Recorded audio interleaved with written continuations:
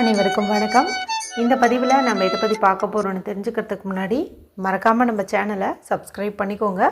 பக்கத்தில் இருக்கிற பெல் பட்டனையும் கிளிக் பண்ணிவிட்டு ஆளுங்கிற ஆப்ஷன் கொடுத்துட்டிங்கன்னா நான் போடுற வீடியோக்கள் எல்லாமே மிஸ் ஆகாமல் நோட்டிஃபிகேஷனில் வந்துடும்.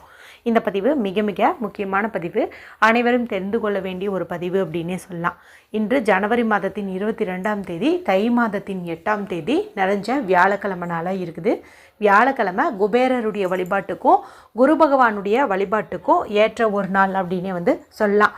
அடுத்ததாக இன்றைக்கி நமக்கு வளர்பிறை சதுர்த்தியானது இருக்குது. தை வளர்பிறை சதுர்த்தி ரொம்ப ரொம்ப சிறப்பு அப்படின்னு சொல்லலாம். அது மட்டும் இல்லாமல் இது பார்த்திங்கன்னா ஷியாமளா நவராத்திரியில் வரக்கூடிய சதுர்த்தி. ஸோ இது ரொம்ப விசேஷம் வாய்ந்ததுன்னு சொல்லலாம். இதை வட மாநிலங்களில் கணேச ஜெயந்தியாக கொண்டாடுவாங்க. அடுத்த சிறப்பு இந்த நாள் என்ன இருக்குது அப்படின்னு பார்த்திங்கன்னா, இன்று அளவில்லாத செல்வத்தை ஈர்த்து தரக்கூடிய இன்ஃபினிட்டி சிம்பிளுக்கு ரிலேட்டடான 8ங்கிற எண் சேர்க்கையானது இந்த தமிழ் தேதியில் நமக்கு அமைஞ்சிருக்குது. மொத்தத்தில் ஒட்டு மொத்தமாக பார்க்கும்போது இது ஒரு பணவசிய நாள் அப்படின்னே சொல்லலாம். ஏற்கனவே இந்த நாளில் செய்ய வேண்டிய 3 முக்கியமான பரிகாரங்கள் குறித்து நம்மளுடைய சேனலில் வீடியோக்கள் இருக்குது. ஒன்று பார்த்திங்கன்னா நிலைவாசல் கதவில் ஒன்று செய்ய சொல்லியிருந்தேங்க.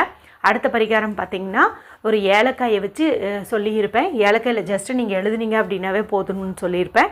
அடுத்து பார்த்திங்கன்னா வீட்டில் விநாயகர் பெருமானுடைய படம் இருந்தாலும் சரி, சிலை வச்சுருந்தீங்கனாலும் சரி, ₹1 ஒரு குறிப்பிட்ட முறையில் வச்சிங்க அப்படிங்கும்போது கோடீஸ்வரர் ஆகக்கூடிய பாக்கியம் கிடைக்கும்னு வீடியோ போட்டிருந்தேன். இப்போ நான் மேலே சொன்ன வீடியோவில் நீங்கள் பார்க்காம இருந்தீங்க அப்படிங்கும்போது எண்டு ஸ்க்ரீனில் லிங்க் கொடுக்குறேன், மறக்காமல் செக் பண்ணி பாருங்கள். கூடவே இன்னொரு விஷயத்தையும் சொல்லிடுறேன். நாளைக்கு பார்த்திங்கன்னா நமக்கு வெள்ளிக்கிழமை நாளாக இருக்குது. தை மாதத்தில் வரக்கூடிய வெள்ளிக்கிழமை. பொதுவாகவே வெள்ளிக்கிழமை நாளில் பூஜை அறையில் ஒரு குறிப்பிட்ட முறையில் அரிசி படியை வச்சோம் அப்படிங்கும்போது வறுமை நீங்கி செல்வ வளம் உண்டாகும்னு சொல்லுவாங்க. அப்படி சாதாரண வெள்ளிக்கிழமையில் வச்சாலே நமக்கு சிறப்பு அதிகம் அப்படிங்கும்போது இது பார்த்திங்கன்னா தை வெள்ளிக்கிழமையாக இருக்குது. அதனால் ரொம்ப ரொம்ப சிறப்புன்னு சொல்லலாம். அதுவும் வளர்பிறை வெள்ளியாகவும் இருக்குது. நீங்கள் இது வரைக்கும் அந்த வீடியோ பார்க்காம இருந்தீங்கன்னா எண்டு ஸ்க்ரீனில் லிங்க் கொடுக்குறேன், மறக்காமல் செக் பண்ணி பார்த்து அந்த ஒரு விஷயத்தை நாளைக்கு நீங்கள் செஞ்சுருங்க. சரி, இப்போ இந்த பதிவை தொடர்ந்து பார்க்கலாம். இப்போ நான் சொல்ல போகிறது பார்த்திங்கன்னா தீபம் ஏற்றக்கூடிய ஒரு முறை தாங்க. கண்டிப்பாக எல்லாருடைய வீட்லேயுமே விநாயகர் பெருமானுடைய படம் அப்படிங்கிறது இருக்கும், அல்லது சிலை நீங்கள் சின்ன அளவுலேயே வாங்கி வச்சுருப்பீங்க. இந்த நாள் வளர்பிறை சதுர்த்தியே இருக்கிறதுனால விநாயகர் பெருமான் படத்தையும் விக்கிரகத்தையும் நீங்கள் தூய்மைப்படுத்திட்டு மஞ்சள் குங்குமம் அல்லது சந்தன குங்குமம் இட்டுக்கோங்க. அருகம்புல் கிடச்சிச்சின்னா அருகம்புல் வைங்க.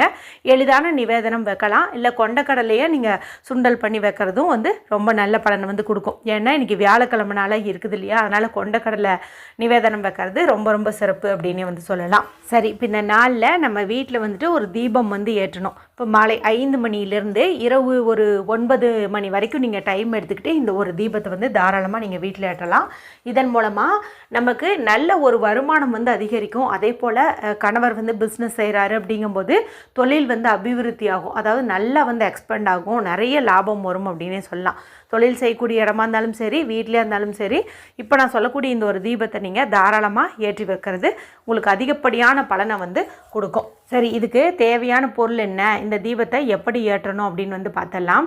இதுக்கு நீங்கள் காலியான மண்ணகல் ஒன்று எடுத்துக்கிட்டீங்க அப்படின்னா கூட ஓகே தான். இல்லைனா நீங்கள் எப்பவும் பூஜை அறையில் விளக்கேற்றுவீங்க இல்லையா, அந்த விளக்க வச்சே கூட நீங்கள் இந்த ஒரு பரிகாரத்தை செஞ்சிடலாம். மனதுக்குள்ளே விநாயகர் பெருமானை நினச்சிட்டு நீங்கள் இந்த ஒரு தீபத்தை ரெடி பண்ணி ஏற்றணும். சரிங்களா? இப்போ ஒரு பிளேட் எடுத்துக்கோங்க. பூஜை அறையில் பயன்படுத்துகிற மாதிரி ஒரு தட்டு எடுத்துக்கோங்க. நீங்கள் ஆல்ரெடி விளக்கேற்றும் போது கீழே தட்டு வச்சு தான் பயன்படுத்துவீங்க அப்படிங்கும்போது அந்த தட்டையை கூட நீங்கள் எடுத்துகிட்டு சுத்தம் பண்ணிவிட்டு சந்தன குங்குமம் விட்டுட்டு இந்த மாதிரி தீபம் ஏற்றலாம். சரிங்களா? இப்போ தட்டு ரெடி பண்ணியாச்சு இல்லையா, இதில் நம்ம மஞ்சளை கொண்டு ஸ்வஸ்திக் சிம்பல் வரையணும். இதுக்கு நம்ம கஸ்தூரி மஞ்சள் இருந்ததுன்னா அதை நம்ம பயன்படுத்தலாம், இல்லைனா பூஜை அறையில் நீங்கள் எப்பவும் யூஸ் பண்ணுற மஞ்சளையே கூட பயன்படுத்தலாம். இப்போ நம்ம கோலப்பொடியில் எப்படி கோலம் போடுவோம் அந்த மாதிரி நீங்கள் ட்ரையாகவே அந்த மஞ்சத்தூளை பயன்படுத்தி ஸ்வஸ்திக் சிம்பல் போட்டுக்கோங்க. அதாவது பன்னீர் தண்ணீர் கலந்து பேஸ்ட் மாதிரி ரெடி பண்ணி ஸ்வஸ்திக் வரை தேவையில்லை. ஜஸ்ட்டு அப்படியே மஞ்சளை பொடி மாதிரி அப்படியே எடுத்து நீங்கள் அப்படியே ஸ்வஸ்திக் போட்டுக்கிட்டீங்க அப்படின்னா கூட போதும். இப்போ இதுக்கு மேலே கொஞ்சம் கொண்டக்கடலை போடுங்க. நீங்கள் வெள்ளை நிறத்தில் வச்சுருந்தாலும் சரி, கருப்பு நிறத்தில் வச்சுருந்தாங்கனாலும் சரி, அந்த கொண்டக்கடலை நீங்கள் எடுத்துக்கோங்க. வீட்டில் பயன்படுத்திகிட்டு இருக்கிறதையே எடுத்துக்கலாம், புதுசாக வாங்கணும்னு கூட அவசியம் இல்லை. ஒரு துளி அளவுக்கு எடுத்து நீங்கள் போட்டு வச்ச அந்த ஸ்வஸ்திக் சிம்பல் மேலே அப்படியே இதை நீங்கள் பரப்பி வச்சுருங்க. இப்போ இதுக்கும் மேலே ஒரு ₹5 காசு வைங்க. இந்த ₹5 அப்படிங்கிறது குபேரவசியம் பொருந்தியது, அதிகப்படியான பணவரவு ஈர்த்து கொடுக்கக்கூடியது. அதனால் இதை வச்சுருங்க. இப்போது இதுக்கு மேலே தான் நம்ம அந்த விளக்கை வந்து ஏற்றணும். சரிங்களா? இப்போ விளக்கு வந்து நீங்கள் சுத்தம் பண்ணிக்கோங்க, மஞ்சள் குங்குமம் இட்டுக்கோங்க. அடுத்தது இதில் வந்து நம்ம தேங்காய் எண்ணெய் ஊற்றி வழிபாடு செய்கிறது சிறப்பு. ஏன்னா நான் சொல்லியிருக்கேன் இல்லையா, விநாயகர் பெருமானுக்கு தேங்காய் எண்ணெய் தீபம் ரொம்ப ரொம்ப உகந்தது அப்படின்ட்டு. அதனால் தேங்காய் எண்ணெய் வந்து ஊற்றிக்கோங்க. தேங்காய் எண்ணெய் இல்லை அப்படின்னா நீங்கள் நெய் அல்லது நல்லெண்ணெய் வந்து பயன்படுத்திக்கலாம். அடுத்து சாதாரணமாக நம்ம பஞ்சுத்திரி பயன்படுத்துவோம் இல்லையா, அது மாதிரி இல்லாமல் அதில் கொஞ்சம் மஞ்சளும் நெய்யும் அல்லது மஞ்சளும் நல்லெண்ணெயோ தேங்காய் எண்ணெயோ இது மாதிரி ஏதாவது ஒன்று கலந்துட்டு அதில் இந்த பஞ்சுத்திரி தோய்த்து எடுத்திங்கன்னா அது வந்து எல்லோ கலராக வந்து மாறிடும். இப்போ நீங்கள் இந்த திரியை வந்து அந்த விளக்கில் போட்டு தீபம் ஏற்றணும். இந்த தீபமானது வடக்கு திசை நார்த் ஃபேஸிங் பார்த்த மாதிரி இருக்கட்டும். இப்போ இந்த தீபத்தை பார்த்த மாதிரி உங்களுடைய கோரிக்கையை வந்துட்டு முன்வைங்க. நல்ல ஒரு செல்வ வளம் அதிகரிக்கணும், குழந்தைங்க நல்லா படிக்கணும், வீட்டில் நிம்மதி அமைதி எல்லாமே பெருகணும், நாங்கள் எல்லாரும் ஆரோக்கியமாக இருக்கணும் அப்படின்ட்டு எல்லா விதமான கோரிக்கைகளையும் வந்துட்டு நீங்கள் இந்த தீபத்தை பார்த்த மாதிரியே முன்வைங்க. உங்களுக்கு விநாயகர் பெருமானுடைய மந்திரங்கள் எது தெரிஞ்சாலும் அதை நீங்கள் தாராளமாக சொல்லலாம். இல்லைனா நேற்றும் இன்றும் ஒரு மந்திரம் கூட சொல்லியிருந்தேன், அது கூட நீங்கள் இந்த விளக்க பார்த்த மாதிரி சொல்கிறது இன்னும் சிறந்த பலனை கொடுக்கும். இல்லைனா எல்லாரும் எளிதாக சொல்லும்படியான மந்திரம் ஓம் கம் கணபதியே நம, இதை கூட நீங்கள் வந்துட்டு சொல்லலாம். 27 முறை 108 முறை இந்த கணக்கில் வந்துட்டு நீங்கள் சொல்லலாம்.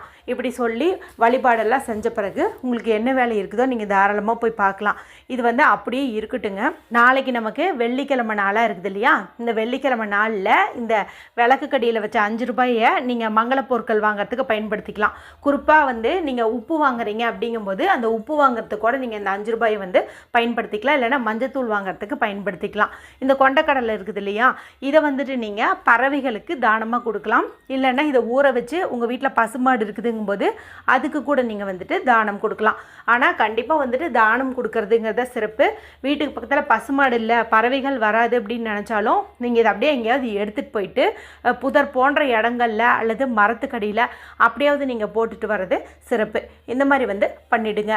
இந்த பரிகாரத்தில் நம்ம சில முக்கியமான விஷயங்கள் எல்லாமே பண்ணியிருக்கோம். ஒன்று என்ன அப்படின்னு பார்த்தீங்கன்னா, மஞ்சளை கொண்டு ஸ்வஸ்திக் சிம்பல் வரைஞ்சிருக்கோம். இது மகாலட்சுமி தாயாரை வசியம் பண்ணும். அதே போல் விநாயகர் பெருமானுக்கு உகந்தது, பணவரவை அதிகப்படுத்தி தரக்கூடியது.